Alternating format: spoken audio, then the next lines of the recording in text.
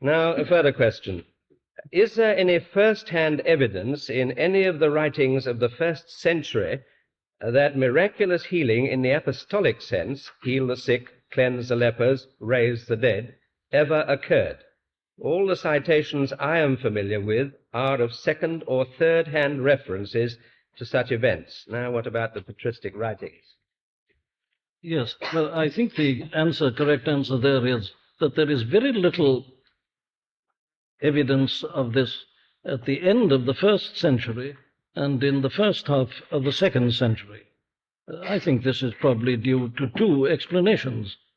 One is the lack of much literature at all in this period, and that what literature we have was facing the urgent problem of the nature of the church and of discipline and of things like that. They were letters to churches in this way. But what's interesting is this, that from about the middle of the 2nd century onwards, when the great fight began and apologetics came in, then you begin to get more and more evidence in the literature of this miraculous element and of these healings.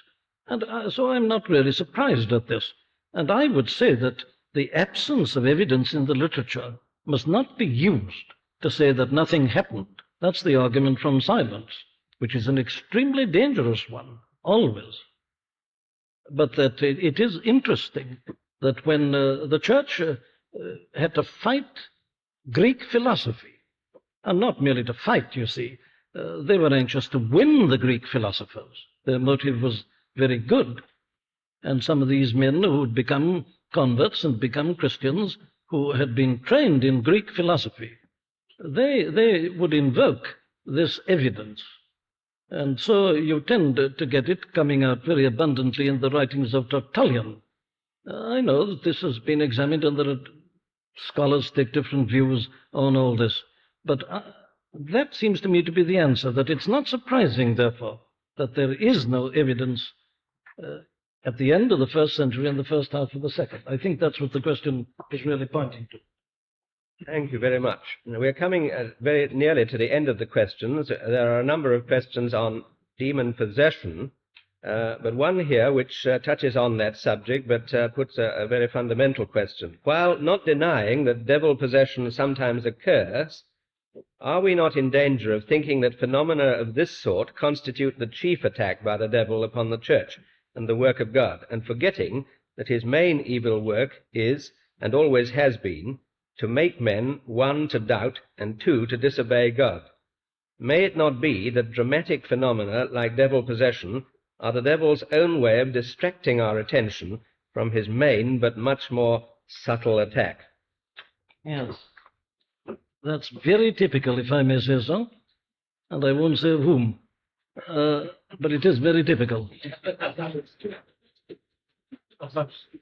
I'm almost enough of a higher critic to say who sponsored that question originally, but I'm not going to speculate. I don't believe in this.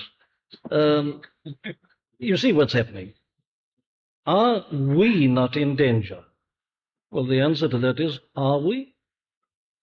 Are you people finding devils in everybody? I don't think you are. What this question is saying is this. Now, this has been very wrong in this conference to call so much attention to devil possession. People will be forgetting the main work of the devil. And so, you see, you don't consider devil possession at all.